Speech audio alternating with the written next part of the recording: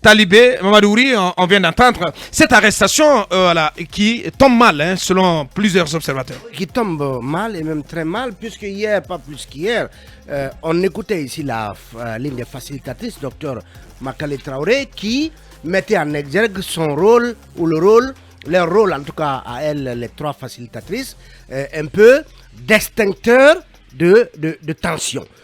Lorsque elle citait le cas de Gouboy, qui a été donc empêché de voyager, ensuite l'évacuation de Saïkouyaya, et ça veut dire que quand d'un côté les facilitatrices se battent comme de beaux diables pour obtenir justement un retour à la sérénité qui encouragerait les acteurs politiques à aller autour de la table de dialogue, de l'autre côté les forces de sécurité et donc en tout cas la junte, elle souffle sur les braises.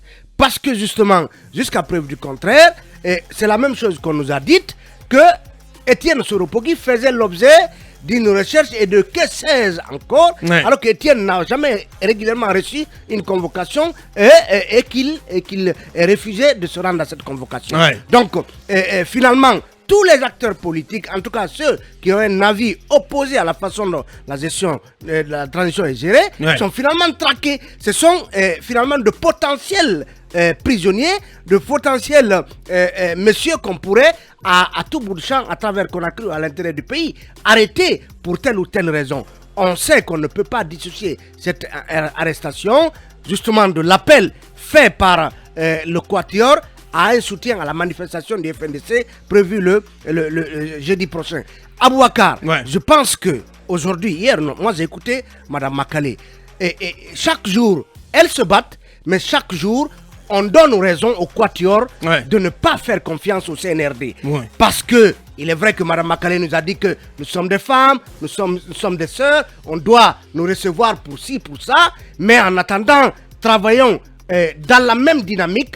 Quand certains agissent et d'autres, quand certains posent des actes positifs et d'autres viennent détruire justement les actes positifs qui sont posés, ça veut dire que en réalité, il n'y a pas une réelle volonté d'aller de l'avant, à une quiétude dans l'arène politique. Merci, allez-y Lincoln.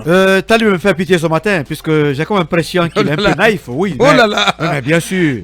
Si on veut un dialogue, si on veut un dialogue à la tchadienne, on pose toutes les conditions pour ne pas aller au vrai dialogue. Aujourd'hui, la question qui se pose, qui a peur d'aller au dialogue? Est-ce le gouvernement ou les acteurs sociopolitiques? Quand on refuse, en tout cas, le vrai format du dialogue, et qu'on accuse les autres, et qu'on arrête les acteurs, qui a peur du dialogue? Ce qui s'est passé. Rappelez-vous qu'au lendemain de l'arrestation de Foniki Mengi et compagnie, j'avais dit que les motards étaient au domicile de Cyril Baldé. Un auditeur avait répliqué pour dire qu'il était un voisin et que ce n'était pas vrai. Mais rappelez-vous que les mêmes motifs qui ont conduit Sekouyaya en prison, Étienne a été arrêté pour les mêmes motifs, mais n'est pas allé en prison. Et Sekouyaya aujourd'hui, c'est le Baldé, pareil. Mais les raisons sont ailleurs. Pour Sekouyaya, on est en train de dépister ce qu'il a envoyé en prison, on va le dire. Mais aujourd'hui, Abakar, selon une indiscrétion, Cellou Baldé pourrait aussi ne pas aller en prison. Il pourrait suivre le même chemin que Étienne, donc placé sous contrôle judiciaire. Mais l'objectif recherché, c'est de bâillonner tout le monde. Bien sûr. Abakar, quand même, on veut faire de tous les acteurs politiques finalement. Parce que finalement, les prisonniers en sursis. Ils sont tous quand vous êtes sous contrôle tous traqués. Au moindre propos qui déplairait. On met la justice aux trousses de tout le monde. Voilà. Finalement, vous vous retrouvez en prison. Non, c'est pour bâillonner. Voilà, la justice aux trousses de tout le monde. Non, c'est pour bâillonner les gens, parce que si vous êtes sous contrôle judiciaire, si tu permets, on vient de l'entendre. Mamadou Wouri, qui somnole un peu. Non. Oui, allez-y. Mes propos, par une information, le GDE de Bakar Souma a rejoint le FNDC politique, qui est désormais composé du UFR, Modèle et GDE. Et en plus, par rapport à bon, à quelle fuite? Oui, je ne sais pas. Mais attention, de toute façon, c'est le leader est en fuite. Pour terminer, aujourd'hui, on est en train de traquer les acteurs sociopolitiques. Mais moi, j'ai une question.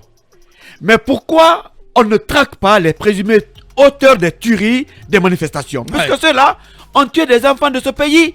Ce dossier, on n'en parle pas. Où sont les résultats de l'autopsie et sur ces cas de victimes des manifestations? Pourquoi, avant de traquer Cellou Baldé, Sekouyaya et les autres, pourquoi on ne traquerait pas encore ces présumés auteurs des victimes de manifestations. La question reste posée. Pourquoi on les caresse? Pourquoi on les cache? Pourquoi on n'en parle pas? Bien dit. Allez-y, Akumba, sur cet appel du Quatuor à soutenir l'appel du FNDC.